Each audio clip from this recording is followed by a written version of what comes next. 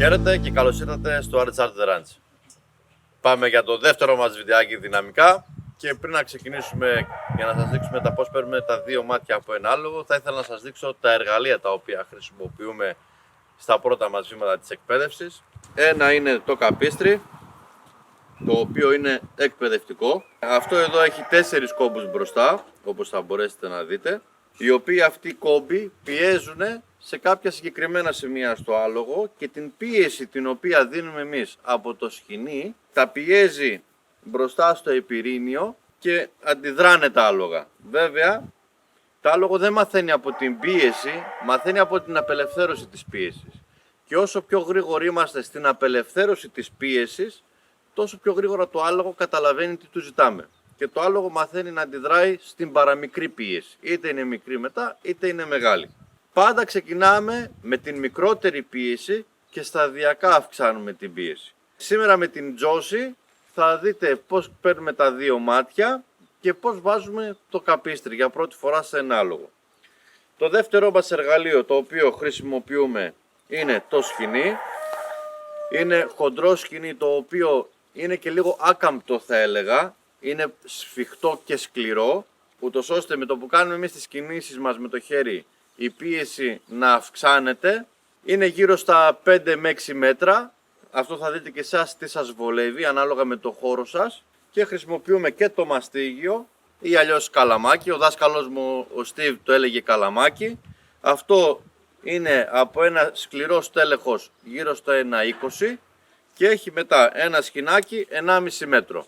Θέλουμε να είναι σκληρό για να μπορέσουμε να κρατάμε το άλογο μας σε μία απόσταση. Εάν αυτό εδώ είναι μαλακό, θα πιέζουμε το άλογο και αυτό θα στραβώνει. Οπότε χρειαζόμαστε μαστίγιο το οποίο να είναι τουλάχιστον 1 μέτρο και πάνω σκληρό στέλεχος. Για να πάμε να δούμε τώρα στην Τζόση πώς ξεκινάμε. Ελάτε. Θυμάστε, όπως έχουμε πει, η προτεραιότητά μας είναι η ασφάλειά μας. Οπότε με το που μπαίνουμε μέσα στο χώρο του αλόγου, θέλουμε το άλογο να έχει μια ασφαλή απόσταση από εμάς. Γι' αυτό εγώ θα την έδιωχνα λίγο για να μπορέσω να έχω χώρο και να μπω στο σειραγωγέα μέσα για να ξεκινήσω να την δουλεύω. Τα δύο μάτια είναι η άσκηση που επιθυμούμε να είναι, δηλαδή το άλογο να μας κοιτάζει σε όποιο μέρος του κύκλου βρισκόμαστε. Στην αρχή, καλά είναι τα πρώτα βήματα του αλόγου να γίνονται μέσα σε έναν σειραγωγέα, δηλαδή σε έναν κύκλο στην ουσία, γιατί το άλογο δεν μπορεί να κρυφτεί, δεν έχει γωνίες δηλαδή για να μπορέσει να κρυφτεί το άλογο. Τώρα, τα δύο μάτια τα παίρνουμε και από τη μία πλευρά του αλόγου και από την άλλη. Δηλαδή, εμείς θέλουμε το άλογο να γυρνάνε και οι δύο πλευρές του να μας κοιτάνε. Δεν θέλουμε να μας ακολουθεί για αρχή. Αυτό που θέλουμε για αρχή είναι να μας κοιτάζει. Δεν ξέρω αν με ακούσατε, έκανα ένα προειδοποιητικό ήχο. Είναι ένα κλικ που κάνουμε. Αυτό προεδιάζει το άλογο για να καταλάβει ότι κάτι του ζητάμε. Είναι η πρώτη μας πίεση. Δηλαδή, πίεση δεν σημαίνει να σηκώσω το χέρι μου και να το χτυπήσω με το μαστίγιο. Πίεση είναι οποιαδήποτε μορφή φέρνει σε δύσκολη θέση το άλογο. Δηλαδή, ότι κάτι πρέπει να κάνω. Και ακόμα και ένα μικρό κλικ είναι μια μορφή πίεσης για το άλογο. Γιατί ξεκινάει να μην αισθάνεται άνετα και να ψάξει να βρει τρόπο διαφυγής της πίεσης. Ωραία. Όπου και να πάμε μας κοιτάζει το άλογο. Το πρώτο πράγμα που κάνουμε στο άλογο είναι θέλουμε να μας κοιτάζει, είπαμε. Μπράβο, μπράβο. Good girl. Αυτό που θέλει μεγάλη προσοχή όταν ξεκινάμε και δουλεύουμε το άλογο στα δύο μάτια είναι το πώς έρχεται προς τα εμάς. Η γλώσσα του σώματός τους μας έχει δείξει ότι το άλογο κάθε φορά που έρχεται προς τα εμάς χωρίς να το καλέσουμε είναι ένδειξη ιεραρχίας. Γι' αυτό θα πρέπει να προσέχουμε πολλές φορές και θα πρέπει να διορθώνουμε άμεσα το άλογο κάθε φορά που έρχεται προς τα εμάς χωρίς να το φωνάξουμε. Γιατί την πρώτη φορά θα κάνει ένα βήμα, τη δεύτερη φορά μπορεί να κάνει 2 βήματα και να μην το διορθώσουμε. Με τον καιρό όμως θα δείτε, και είμαι σίγουρος ότι σε πολλούς από τους φίλους μου συμβαίνει αυτό είναι το άλογο εκεί που είχε μια απόσταση, σιγά σιγά 1-2 βήματα, 3 βήματα και μετά πέφτει πάνω τους και τους μπρώχνει. Όπως εγώ σμπρώχνω τώρα εδώ την Τζόση. Γιατί την δείχνω ότι ιεραρχικά είμαι εγώ ανώτερος. Αλλά ο στόχος μας δεν είναι να σμπρώχνουμε και να διώχνουμε το άλογο από κοντά μας. Ο στόχος μας είναι να περνάμε όμορφα με το άλογο μας. Από τη στιγμή που κάναμε τα δύο μάτια, θα ήρθε η ώρα να χρησιμοποιήσουμε σιγά σιγά τα εργαλεία μας. Τα πρώτα μας εργαλεία που θα χρησιμοποιήσουμε είναι το καπίστρι, που όπως είπαμε και στο προηγούμενο μας βίντεο, μετά τα δύο μάτια έχουμε το άλογο να μαθαίνει να κατεβάζει το κεφάλι του για να μπορέσουμε να βάλουμε το καπίστρι.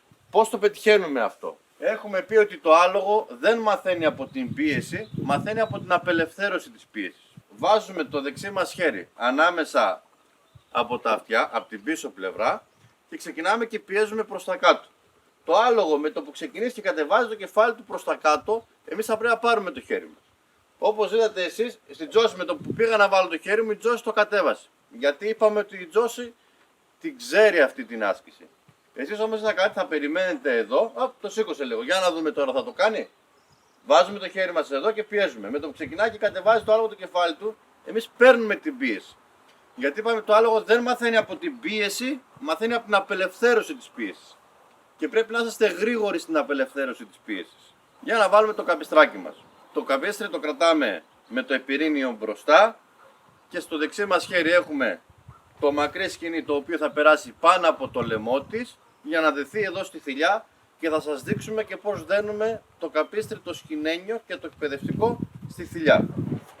Κρατάμε να ανοίξουμε το καπίστρι όπως είναι να μπει στο άλογο και για λίγο μέχρι να κατεβάσουμε το κεφάλι της το βάζουμε το σκοινί ανάμεσα στα δάχτυλά μας. Βάζουμε το δεξί μας χέρι για να μάθει το άλογο να κατεβάζει το κεφάλι κάτω. Περνάμε από το λαιμό το σκοινί, βάζουμε το επιρρήνιο μπροστά από το στόμα του αλόγου και όπως είδατε το κουνάω λίγο δεξιά αριστερά για να ανεβεί πιο ψηλά. Ωραία, περνάμε το σκοινί πίσω από τα αυτιά και ερχόμαστε στη θηλιά.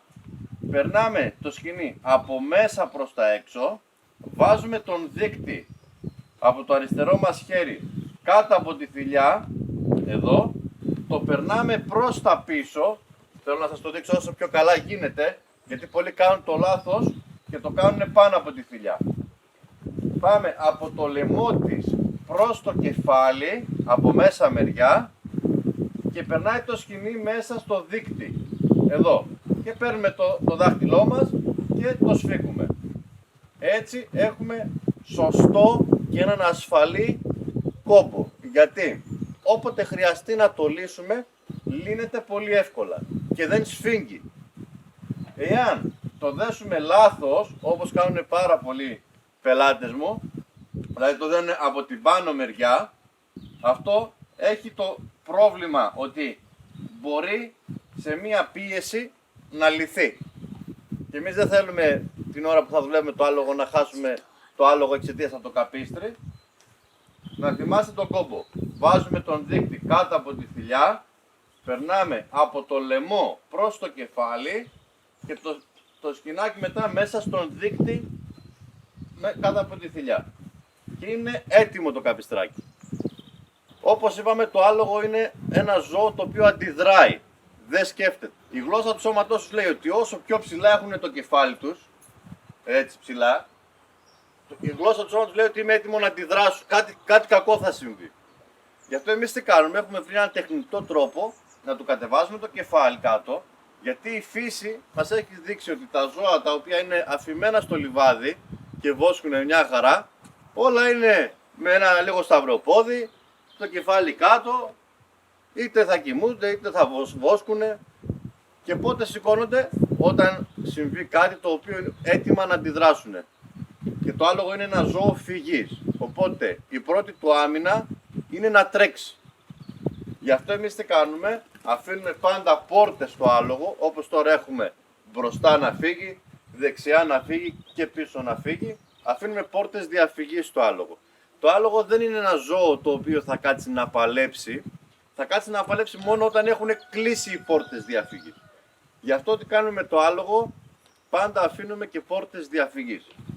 Είπαμε ότι στο πρώτο μας μάθημα σήμερα έχουμε τα δύο μάτια, το κεφάλι κάτω και να μπει το καπίστρι.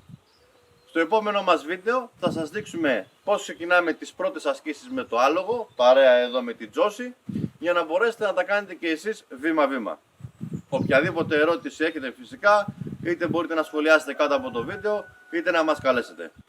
Από το Artist Art The Ranch, να έχετε μία όμορφη ημέρα. Να είστε καλά. Γεια σας.